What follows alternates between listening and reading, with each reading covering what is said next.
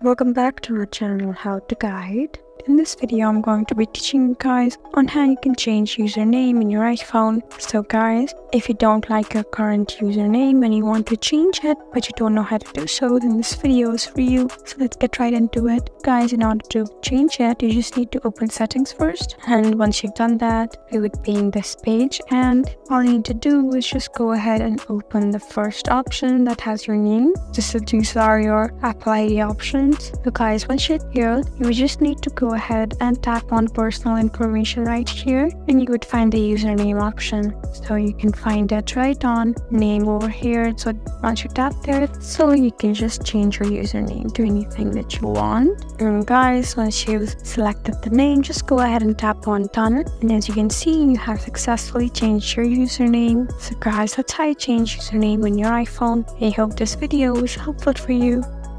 If you found this video helpful, please leave us a like and drop us a comment down below. And if you want more helpful videos like these, then please subscribe to our channel. We'll see you again next time. Thank you for watching.